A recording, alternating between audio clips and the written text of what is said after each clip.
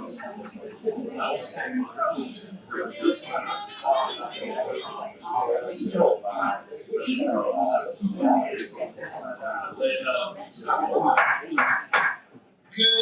morning.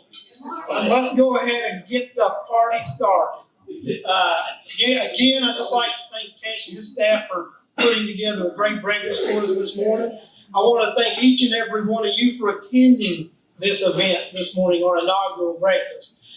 These things are difficult to get started with all the logistics and stuff, but we're really glad that this group of people decided to attend this event with us today and be on this journey with us. And today, I think we couldn't have picked a better person to come and speak to us. Because, we had fantastic food.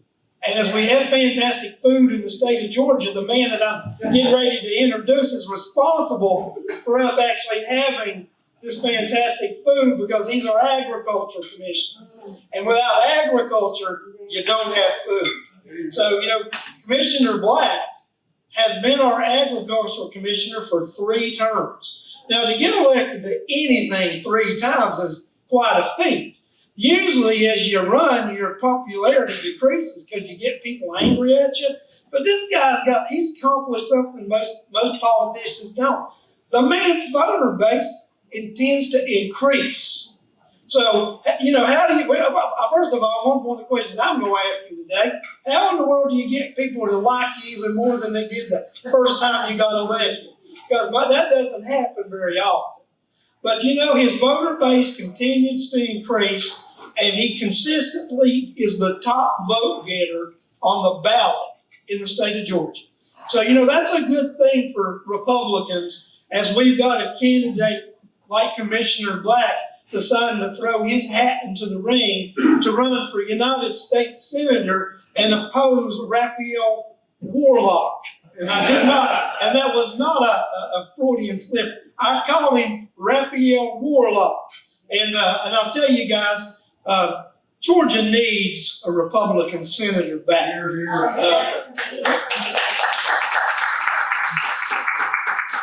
We need those conservative values to be reinstalled in our behalf in the United States Senate. And I am glad that Georgia has a person like Gary Black that is offering his services and his time. Because, folks, people don't have to do that. And Gary Black does not have to run for the United States Senate. He chooses to run for the United States Senate because he wants to give back and he wants to do something for the citizens of Georgia. So I'm going to get out of the way at this time. I'm going to bring Commissioner Black up here, and I'm going to let him talk to you about his vision for Georgia and what he plans to do for you as your next United States Senator. Commissioner Black, if you could please come and take the mic.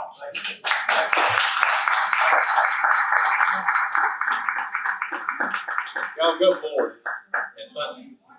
Would it be okay if I stand right here and then and I'm going to try to do this. If I stand here and we visit rather than me speak to you, is that okay? Yeah. And I know my brother back there's got the camera and he said, "Oh man, you just got out of the frame. Are we good?" I'm just going to move. You need me to use the mic? No. You do what you do, baby. I'll come right up to you. I'll still use the mic for you and it might help. Yes, sir, Mike. Right there. In the light. Boom. Something fixing to drop, Mike. Now something going to get to I'll send the makeup girl over with the powder in a minute. Yeah, Larry, I want to start. I need to start with this. First of all, y'all, thanks for letting me be here. This party is very important. Rockdale County is very important. I can remember my early days. We were 16 years ago starting this enterprise, and Sheriff Wiggenden was a good friend and still is. I hadn't talked to him in a while, but came to a lot of your meetings, y'all. Amidst the challenges across the state, this county, you understand this is still very important. This is this is the territory where we're going to take what we've done in the past and do much better. And when we add all of us together, we're going to return to the things that I think all of us want, and that is restoring Republican leadership in the United States Senate. But Larry, thank you. When you say wasn't planning on this, let me prove this to you. So after November, which we were all disgusted with, and maybe we're still hurt feelings about, and we not sure what happened, or we think what happened, I'm going to challenge part of our message this morning has to be windshield. We learn from the rearview mirror, but November is November. Now, what happens with some of the things that are going on? I hope we find some other things that were wrong. I hope we can prove it, and if some good things happen out of that, great. But what I want you to know is from November and December, and I can think Sonny Perdue and I spent 2 weeks of our life in December driving around this state trying to fire up the grassroots in places where David and Kelly were. And January did not turn out like we wanted it to. But when we settled in after January and figured, I said, well, you know, I had started a project during COVID. I live on 69 acres. I was raised on in commerce. We have beef cattle. We've been talking about it over here. And that's the reality for me when I return home every day. And we're in the middle of calving season right now. Lydia's probably in the gator right now checking cows. That's what we do at our house. But during COVID, I said, you know what? I've never had any chickens. I haven't had it. And during COVID last year, as we were working, and I had earbuds on all every day, we were doing all our work. We actually worked harder, maybe, but lots of good things that were happening. But in between, I said, I'm going to build me chicken houses. And so I did. I pulled outside one of our barns, everything. And so it got hot. We got over the fall. I'm not going to carry the chickens through the winter. So I said, I'm going to buy some bitties. And so I went to Bob's Bitties. But they're online. You know, you can still buy chickens online. Bob's Bitties out of Nashville, Georgia. And you know, sure enough, after I waited my line, my time 30, those Nova Jim Browns showed up at my house, and the post office called, like old times, like Sears Road Pump used to do that. Y'all remember that? They used to do mail order chickens. Went up and got them and started growing them out. And because I didn't know I was going to do this. Well, y'all, now I'm doing this, and I've got 30 laying hens. Y'all have got to take eggs for you today. I got a sack full. I got some for everybody. I don't know what we're doing with all these eggs. I was going to give them away anyway, but I hope there's enough for everybody. Literally, that's about 2 days worth. So, this is going to be an interesting journey. I want to thank you for letting me be Commissioner of Agriculture. It's been a really good experience. It's not anything like Ryan. I didn't intend to do it. I lobbied at the Capitol for Agriculture. I was president of the Georgia Agribusiness Council, worked for Farm Bureau. I tried to help keep the government off agriculture back. That's been my job. I hope that you would find, even in working with the government, that same posture is what I've had for 11 years. I'm trying to help people get in business and stay in business. Now, Larry, about growing our base and people being happy, I can probably tell you about 8 or 10 people this week when I signed administrative orders, they're not happy. Because we still do that because we have a lot of laws to enforce. You expect us to do our job. I am grateful that people have been they've been very gracious to me. 2 million Georgians voted for me in 2018. That's humbling. Now, when you get to thinking about, wow, that's pretty cool. I go back to a lesson of Sandra Deal, because she used to get on Nathan all the time. She'd say, Nathan, it's nice to be important, but what? It's more important to be nice.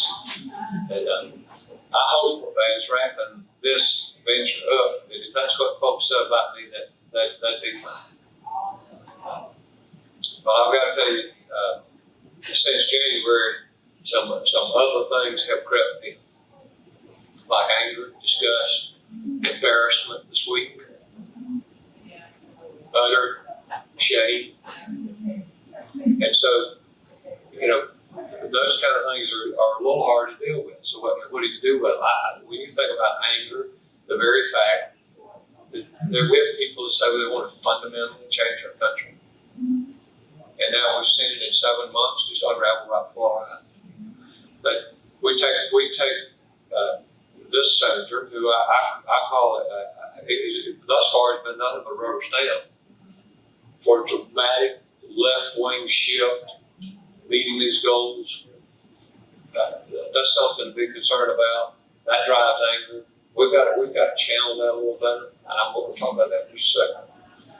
But we're sitting here 245 years of individual freedom, personal liberty, limited government, and literally falling apart. Yeah, I prefer not to be angry. It will age you.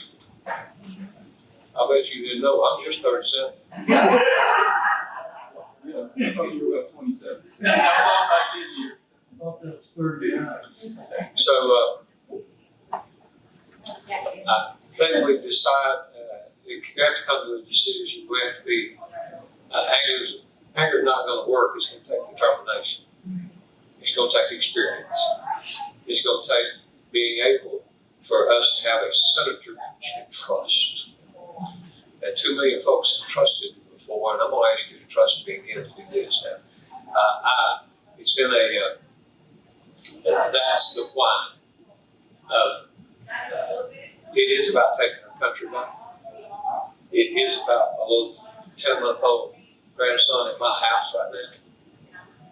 Kim Park. My wife's mother's maiden name was Kim. Governor and I kid about that all the time. We're not kin, he wasn't kin to them, but Kim Park is at home. What shall I do? Say, I sat on the couch. When I could have done something, I'm looking in that little boy's eyes and saying, will we win? I believe we're going to. I wouldn't be here. I want every one of you to know, my entire family, everything we have is all out. And so it is about taking this back. Now, we talk about the nice thing. I think the nice guy and the tough guy can actually be the same guy. I've demonstrated that. I'll lead. We will lead. Now, some people say, I don't think we should be in dealing with this particular seat with an experiment. I believe trust of the experience is exactly what it's going to take to win. Now, I've had this people say, how can we trust you to fight the swamp? Well, I've cut spending. I've held the federal government accountable. And when it comes to EPA, FDA, USDA, you name the acronym, when they don't behave, I'm their worst nightmare. Some folks have said, well, what are you going to do about every zip code of Georgia? Really? You want to have that conversation with me? First of all, in the importance of winning this race, I suppose if you drop me out of a helicopter anywhere in this state, if I landed on my feet to get up, and if I needed to get home, I'm going to suggest to you I'm only 20 minutes away from $50 if I need it. You drop me wherever you want to go. That's what it's going to take from a grassroots standpoint of politics to win this race too. It's not about always being on the TV and always yelling at the other people. It's about what we're going to do with each other to motivate each other to get out, and then who are you going to trust to do that? I led the fight, and I implemented the relief for hurricane victims during Hurricane Michael. I fought that swamp and covered those folks. We've worked with school nutrition directors in almost every school. Y'all know what? We've elevated in the last 5 years Georgia Grown purchases for school nutrition. First of all, DOE didn't even know what they were until we highlighted it in 2015. We said we're buying about $13 million. We wrapped up 2020. The state of Georgia bought $67 million worth of Georgia Grown products. And we're just getting started on that. My point is that and a wide range of other things, that's what I do. That's what I do now. And I'll do it with excellence as your senator, and that's where the leadership, that's what we need. We've got to take this seat back. Y'all know that. But Rockdale, y'all listen to me. We got to tell this person to person, your neighbors. I'll tell the TV, I'll tell the other people in leadership, I don't care who they are. This is our seat. Yeah. It's Georgia's seat. Yeah. It's not California's. It's not New York's. It's not New Jersey's. It's not Big Tech's. And with your help very soon, it's not going to be Raphael Warnock's. That's what we're going to do.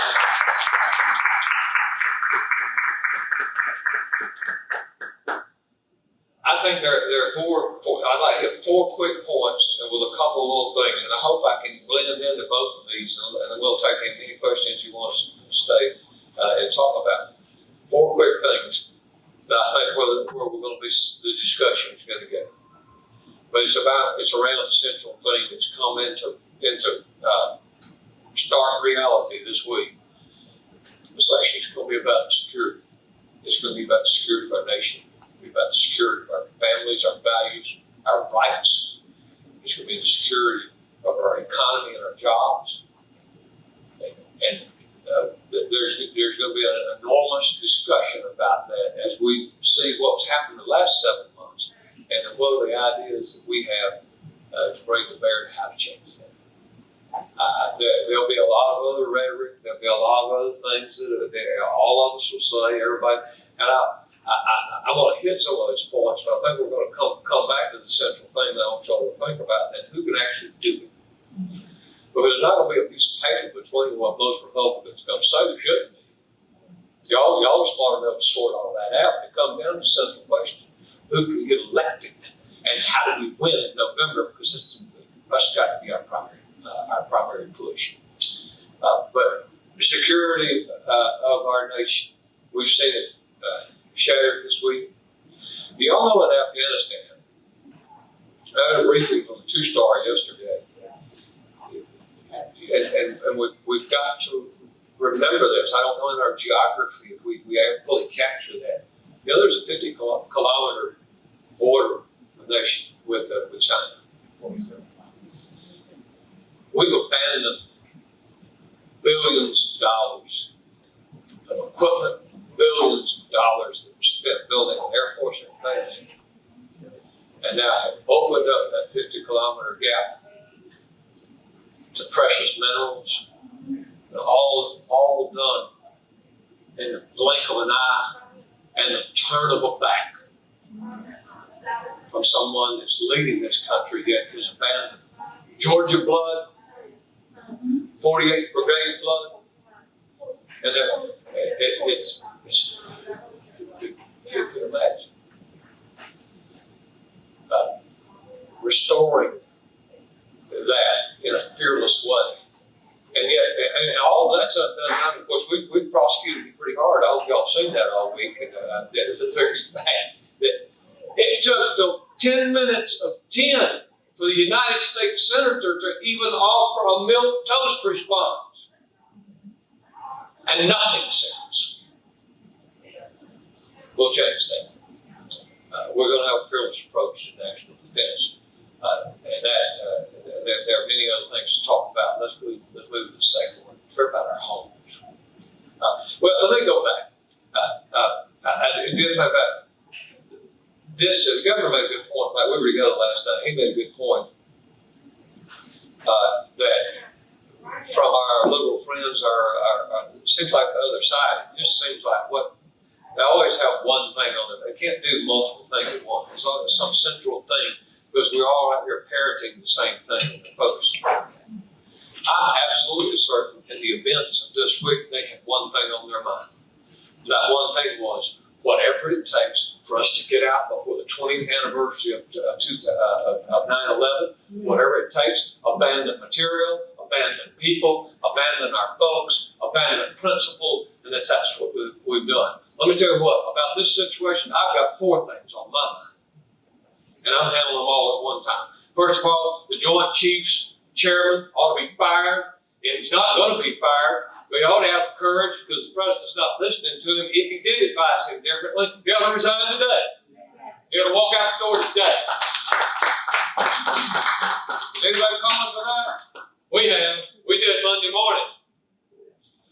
Number two, whatever it takes, we do not leave ours on the field of battle. We should be back there today. We should be penetrating every one of those Taliban rings, just like our other countries. The British are. The French are. And we've turned our back and left people there. We'll be ashamed. Number three, we ought to be, Congress ought to be back in session today. We're going to investigate every other thing. We ought to investigate the failures of this administration, whoever it is in the military or the National Security Council, who's not in the chain of command. They're not in that. All of that needs to be brought into a very bright light. It should be. The fourth thing on my mind, and we must not lose sight of this, and I promise you in these coming days and weeks, it's going to be the same thing we say every day. If we do not think these people we have loosed from the jails over there are not going to pour through a porous southern border, it is absolutely unconscionable. Do we need it? We need a wall. Yeah, we need a wall. We need it now. All the rhetoric. Everybody's got a little bill that what we've got. Well, I'm not going to get into those chants. We've got. This is far more important and far more serious than just a chant at a rally. What are we going to do? Ma'am, they're already here, and they're going to be more.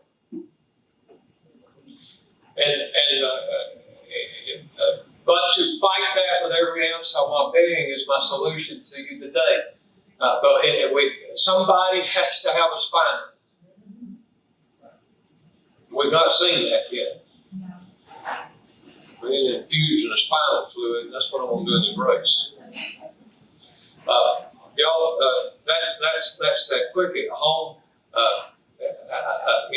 My sheriff's department at home, Janice Mangum, and by the way, safety of our home, safety of our family is going to be very, very important. I think it's going to be very, very important to people who have buyer's remorse from last November, who just got tired maybe of the noise, whatever, but now they feel unsafe in their homes.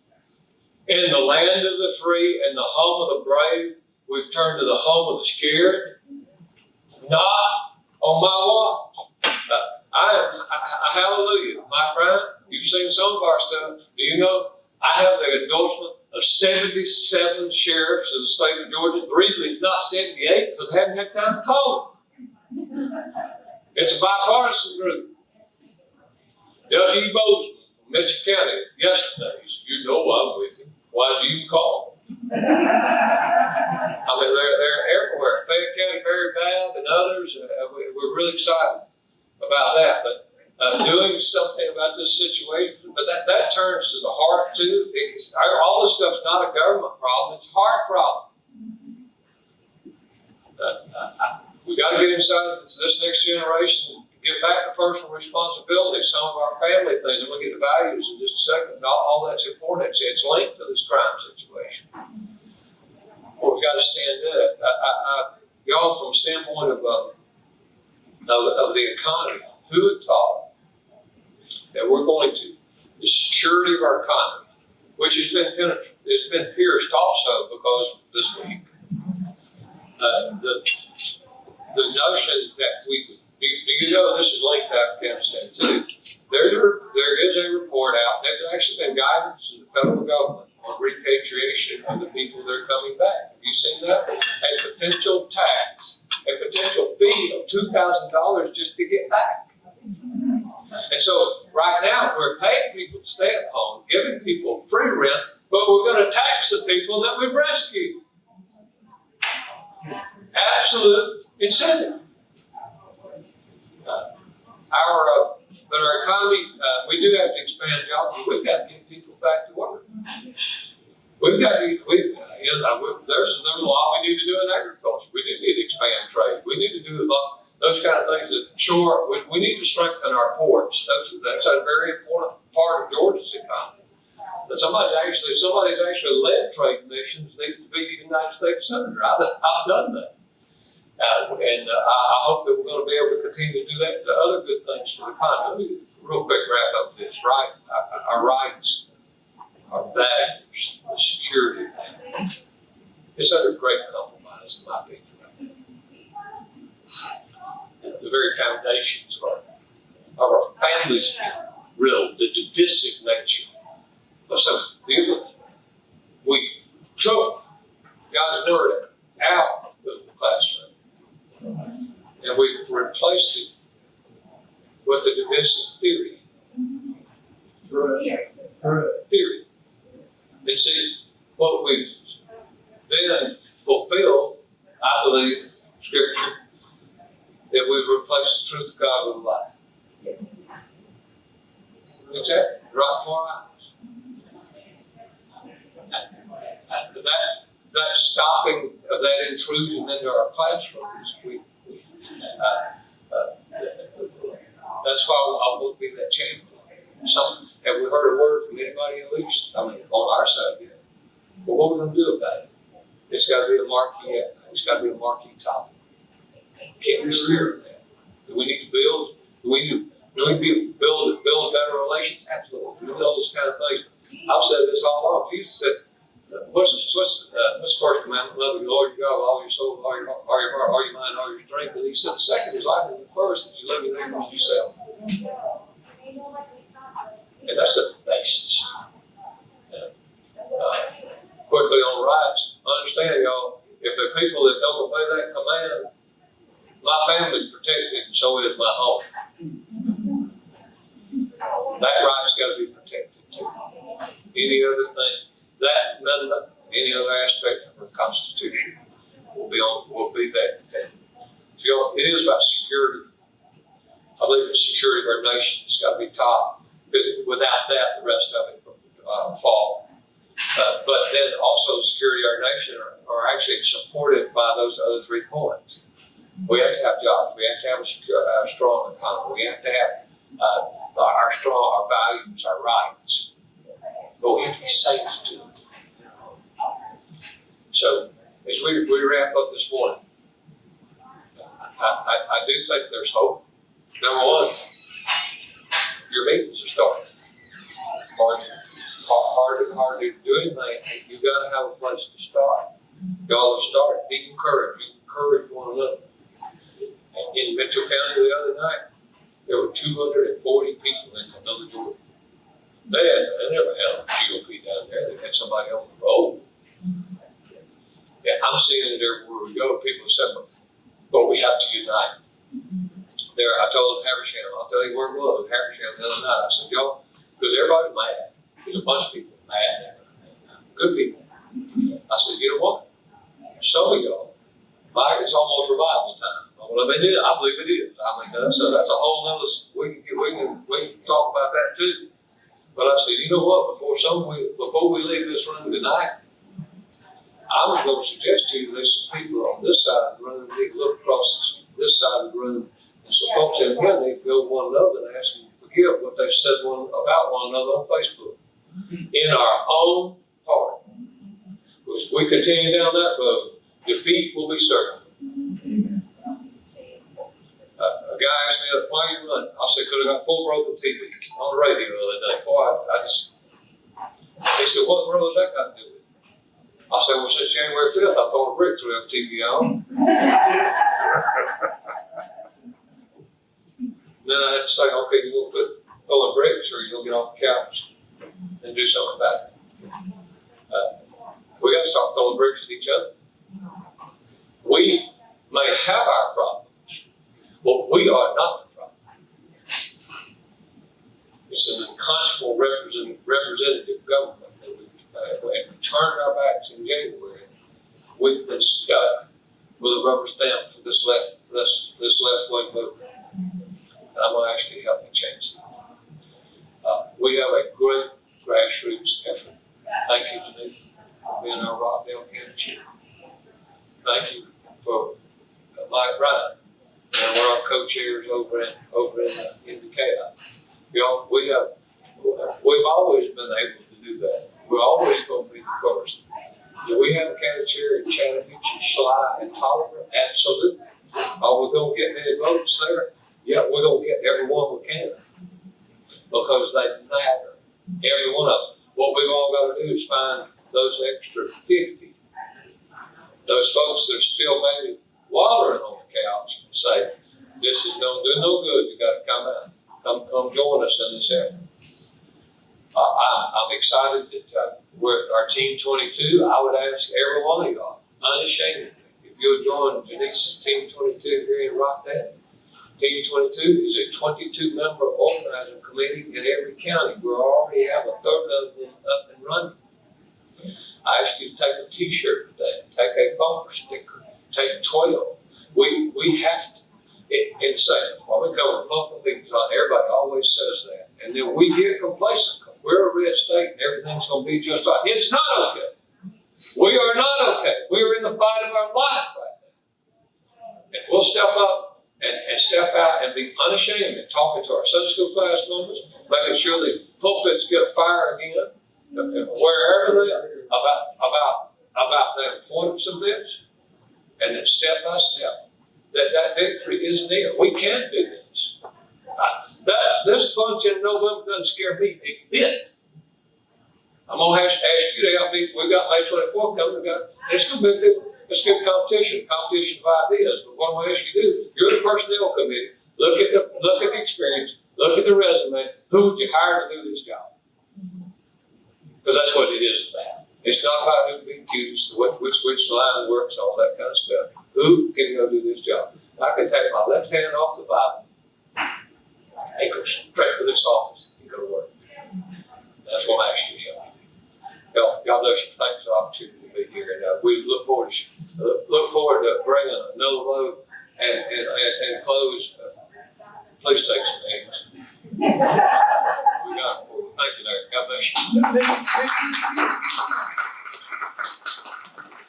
We're going to go ahead and keep the mic. We got about 25 minutes where we can ask you some questions. So what I want you to do is raise your hand. I will acknowledge you, and we're going to one question each until we get around the room. Then if you want to do a follow-up, and someone can do a follow-up. But let's give everybody an opportunity to say, Yes, sir. Raise your hand, please.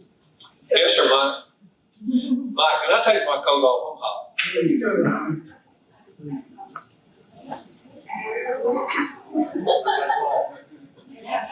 Yes, sir. Commissioner, you mentioned the fact that the judges took the opportunity to usurp the American Constitution, liberty and everything, suggested that Americans no longer need God. And that's just one of the many things where the court has exceeded its authority. As senator, you get the vote of confirmation, nominations. Do you have any sort of litmus tests about judges that are unacceptable? Yeah, Mike.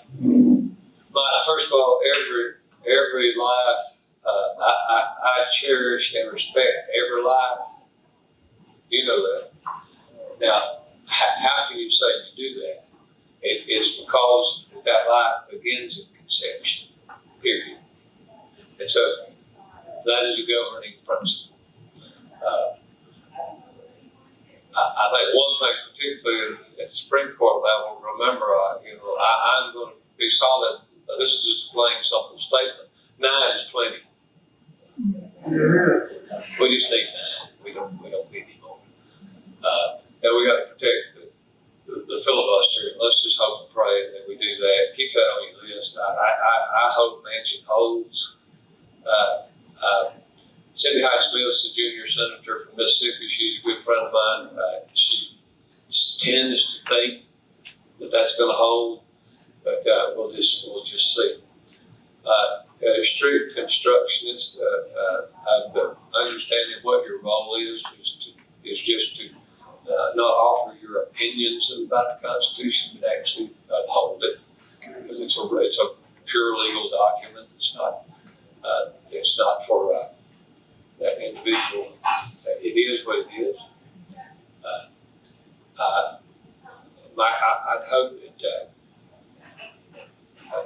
that whole the objects just inserting yourself into the legislative process when you're simply there to be able to evaluate what the legislature, the true understanding of basic civics would be another one of those important elements. Can they have a good, look at their record too, see if they've been consistent. I think that's true.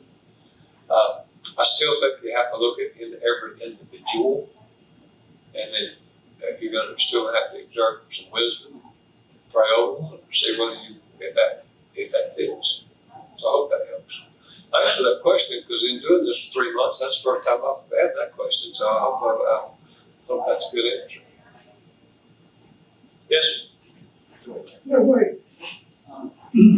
Gary, me introduce myself. Yes. I want to share a couple of items with the crowd and ask you a question regarding Metro Atlanta. George Telechek.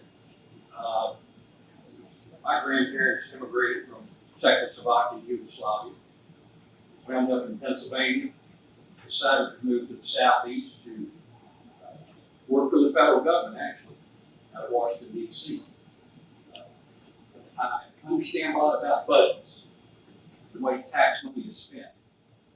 I had the opportunity of being educated in management psychology and had the opportunity to go to work for the International Harvester Company for 5 years. The industry consolidated, as you well know. Took the opportunity to join American Honda Motor Company for 30 years. Looked at some things from there. Had the opportunity to visit Blue Bolts. Gray's probably a football coach in college history. And he and I have a vision, and I've heard a couple of things that you said this morning. From a psychological standpoint, whether it's subconscious or conscious, people ask you 3 questions. Can I trust you? Are you committed to excellence? And do you like me as a friend? And answer those by doing your best, do what's right, treat people the way you want to be treated. My daughter was educated by Miss Janice Van Ness, and you're a great school. I took the opportunity after I retired to start an association, which is now worldwide, I'm the taxpayer. We ask very tough questions. A lot of people sometimes don't like it. But I ask them, remember what Abraham Lincoln said, get to know me a little bit better. So my question would be this, as Ronald Reagan said, big government is the problem. As we look at the state of Georgia, we have 159 counties. I firmly believe you're going to carry every one of them. But we're going to have some opportunities in DeKalb, Bolton, Cobb, Gwinnett, where many of these people do not come from an agricultural background. I'm certainly going to assist you here in Rockdale County. My question would be, what are the strategies that you're looking at to really be this metro area that has a lot of voting? Thank you, George. That's a great. I'll step back on my friend's life here. You know, if I walk to you, it's not because I'm aggressive. It's because I don't hear very well. I'm trying to zero in. Well, let's start. There are several strategies that we have. Let's start with the basis of good news. And thank you for your willingness to help me. We already start with base because I get more votes anyway. Even in Atlanta, we've had enormous gains in education through our school nutrition efforts, where there's a great base of people. I frequently at the Gwinnett Chamber, I haven't been college chamber in a while, but there's an enormous base of just a business community and a legal community that I interface with all the time. We have a strong relationship with Consular Corps in Atlanta, from those who represent other and their business associations with all that. I'm giving a keynote speech September 25th to the Indian Physicians Association in the state of Georgia. So those are really good things that where y'all may see the things that I would normally do or that you would normally associate with, that we have lots of those other opportunities, always have, but we're really going to focus on that now. The reason we're doing Team 22 and building those committees is the same thing where you just said, I do hope we carry off 159. That's really the goal. But there's certainly 120 counties in the state of Georgia where I'm telling our teams, you have to watch the back door, because am I going to Valdosta Tuesday? Yeah. Going to Moultrie Tuesday. But I do that in my work anyway. So we will spend 4 days a week starting after Labor Day in the 15 counties in and around Atlanta, plus Carroll, plus Columbia, Richmond, Chatham, Effingham, and Valdosta, kind of, but those states would be 4 days a week, and then 2 days a week in rural Georgia, somewhat. Now, that schedule won't be exactly perfect, but that tactically, that's what Bryce's job. Or Bryce manages grassroots. We have 4 other field representatives that are embedded in those regions. We're not paying for Atlanta campaign office. Our field representatives' offices are their vehicles, and then that way they will have 35 counties apiece. And so when you're dealing with somebody that has 35 county chair responsibilities, and when you call us, you will not get lost in the abyss of an Atlanta office. From that goes back to these T-shirts, it goes back to these bumper stickers and signs and rallies and ideas and which parade to be in and all those kind of things. So we want all that information feeding in. But we're going to be in so many garden clubs. We're going to dive deep into some churches. I call Bishop. Anybody ever heard of Bishop Alonzo Terry? Bishop Terry is Solid Rock Pentecostal Church in College Park. Bishop Terry and I have been a longer story of how long we've been friends. And I called Bishop Terry. I said, Bishop, we're going to have our 22-member organizing committee on the state level. Would you pray about being a part of that? Have you heard me say this, Michael? Yes, Okay. You know what he said? No. And then there was this long pause. And I'm thinking, what did I do? He said, I don't have to pray about it. I'm in. Y'all go look up Bishop Terry. And we need to go into places where we have been for some whatever reason. I never have really been, but we say, okay, I'm scared to go there. They're not going to vote for us, or they're not going to do this. No, we better. Because I believe family is pretty important to a lot of people. I believe having a job is pretty important to a lot of people. I believe they've never been to one of our meetings, never toted one of our cards. But one of the reasons is we've never asked them to, never invited them to.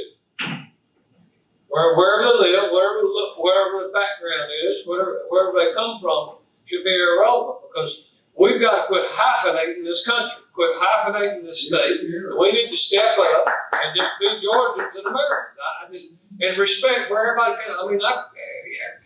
Everybody's got a history, and that's awesome. But if we segment this thing, I'm not good at that. I just want everybody. I love everybody, and come alongside of that. So I think tactically we've got some pretty good strategies to get us there. Yes, sir. The First Amendment is very important. And should be important to everyone. In the recent years, we've seen big tech, social media attack free speech. And there's no better way to say it than attack free speech, and suppress free speech. I mean, we've heard that there's nothing the government can do about it. As we say, they're private industry. But you know what? I look at it a little different. When our country was founded, we didn't have big tech. We didn't have social media. The government's responsibility is to protect free speech. I think through technology, big tech has emerged as a threat to free speech. So we got to look at things a little bit differently. And I think that, you know, the Constitution says that the government shall pass no laws that infringe upon speech. But also, I don't think the government can stand by and allow these big tech giants to also suppress free speech. So as a United States Senator, and this is a very difficult thing, it's threading many different needles here as you would, what is your take on this position, and how would you ensure that Americans continue to have free speech when we're facing the suppression by social media? Can I add a little bit to this? Yeah, I want to throw some teeth in there for Larry too, as soon as you're done. When the Taliban spokesman was asked, I'm sure you're smiling, you know what I'm going to say. When he was asked about women's rights and so forth, one of the things he was asked for, are you going to support free speech under the Taliban? And his answer was, don't ask that question of me, ask it of Facebook. They are the ones that are suppressing free speech, so address Facebook first before you ask me that question. And you'll notice he said ask Facebook. He did not say ask Twitter, because his spokesman is still on Twitter, even though Donald Trump has been banned. Yeah. Now, to what Larry was saying, it says that Congress shall make no law abridging free speech, respecting the establishment of religion, et cetera, et cetera, et cetera. Most Americans cannot list the 5 rights that are guaranteed by the First Amendment: speech, press, religion, assembly, and the right to petition the government for redress of grievances. A right which we have also seen curtailed dramatically by just bureaucratic red tape and the like. And as far as the question of social media censoring our speech, it's far more sinister than that. And running as you are, from the position you are, it needs to be said. It cannot be ignored that the censorship that has been pressed down by platforms like Facebook, Twitter, YouTube, Google, etc., has been done at the explicit, open behest and under direct threat of legal repercussion from the House and the Senate, from the Democrats and from some Republicans. And it's not just that we've got a couple of entities here where you got own a private platform. Well, they're a private business. They can do what they want.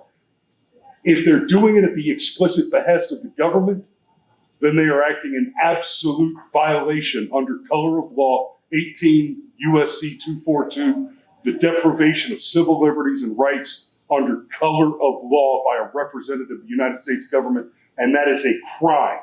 And it's a crime that the individual members of the Senate and the House who are complicit in that are guilty of and should be fined and incarcerated for, not by my opinion, but according to the specific statute. Let's let the senator answer the question.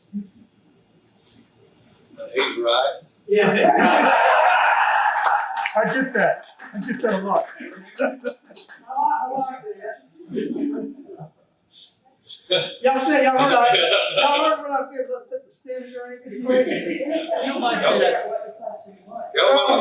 The question, but that ultimately comes down to this. I think about over here. As senator, how would you fight this issue, and what would be your take on what we need to do to move forward to protect our rights against big tech? Well, if you look back 100 years ago, and I'm curious to see if we're going to get into this environment or not, because I'm studying it, you look at you because you learn a lot from history. That's all I read is history. So what do you read for fun? Well, I read history. The history's fun to me, even the stuff, so we can learn from it. Are we in a Roosevelt era where we have some of those breakups? Somehow, it's going to be interesting to see if we go down that road. Because, I'm typically not inclined in that framework, but the seriousness of this particular thing. If they can ban the president of the United States, they can ban any of us, and that is a point of no return. Well, it has been suggested that it would be legal to regulate it as a public utility. Right. And I think there's that's certainly a consideration. If they,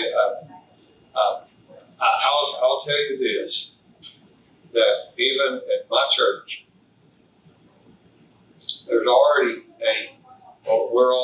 we're at 9:30 and 11, 9:30 is stream. Now, because I'm involved in this, it is not going to change one thing out of the pulpit that's coming from my place. Nor will I change. But we are already having discussions as to what is most certain to come.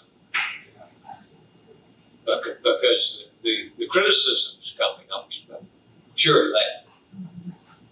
But whether that gets over into the further analysis of what happens as we stream, it's going to be very interesting to see how it develops. But we're already developing contingency plans just in church as our church family comes around us, because it's most certain that the attacks are coming.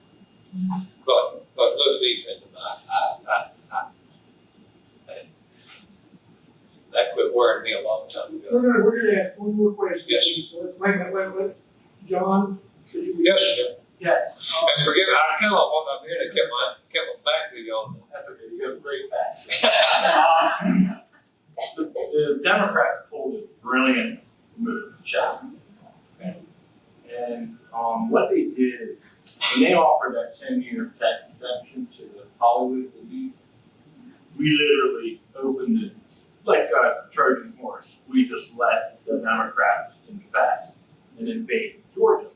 If you want evidence of that, you just go drive around Georgia and you'll see people back in the old days, yeah, it looks like a local, guy that's a little hard on the side. Now it looks like somebody that hiked from Oregon with like boot polish on their face. So they've been infesting Georgia, and they continue to do it. So my question to you is, this is great, and the speeches are great amongst Republicans. Yeah. We're all in love. But what are you going to say to a Democrat? The fact that Afghanistan, the fact that the United States is 85% against Joe Biden, is a really good thing for you. And the fact that your agricultural background is huge, because I'd say 99% of Georgia feels left out. They only think, they only count the land or something. And they all feel left out and feel misrepresented. What is your tactic? I'm a little questioning, if you're going against Warnock, why wouldn't you have an office? So against that. Well, first of all, it gets into the financing of a primary race is just keeping the burns low and preserving resources so that you get to that's my thought. Because I've been around tons and tons and tons of campaign offices, and that's a dead space place, and it's a beautiful place. It's an abyss for people to not be served, and so we're going to try to stay lean and mean. I fully expect when we win the primary, which I expect to do, having multiple places in whatever setting up the physical plant to run the mothership, so to speak. Yeah, we'll do that. Okay. Right now, I just don't see that. I don't see that as when we get to January, who knows what's going to happen between now and January? Do I change that? Maybe. But it's not about going and setting up a sign on the outside of the building. That doesn't get anybody a vote. What gets the vote is going to the county chair and say, what do you need from me? And see, she's sitting there saying, well, we got the yada, yada, yada, yada, can you come? No, I can't, but you got your 22 member. Y'all pick 2 of y'all and go. Because you got to watch the back door. While we're off here, it is divide and conquer. It's not about hopping on a great old big bus, moving in here with an entourage. That didn't get anybody a vote. We need to all be out as personal ambassadors doing that. No, 2 minutes, and then we gotta be out of time. Oh, yeah, go ahead. Y'all, and I'll stay. We'll stay as long as y'all want to. We'll go off camera and get out of here and get on the street.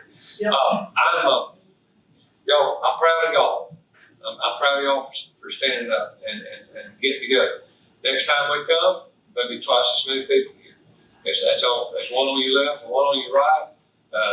That's great, but you need to have some people in between you next time you come. Okay? I'm very grateful to you. I love knowing you vote. I love knowing your support. Step up with us in this effort. We'll make you proud. But we all love this state. We love this country. We love our families and security of our families and our nation is the number one thing. And know I'm going to be out there for you. God bless you. Appreciate it.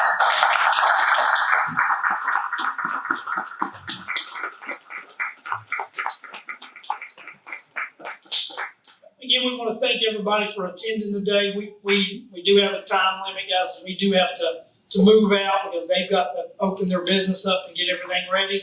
We're just very gracious for them for allowing us this breakfast time, this time to meet Gary Black. For being a happy Gary Black.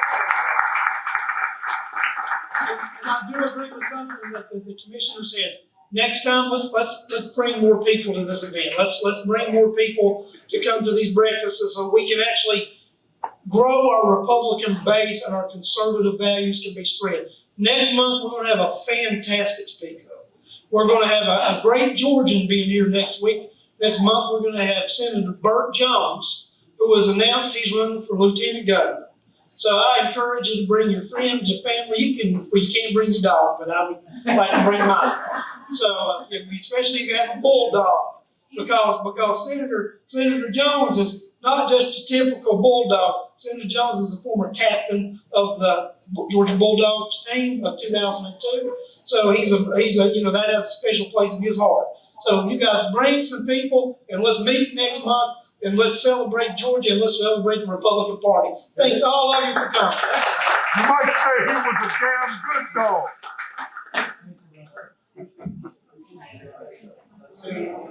I think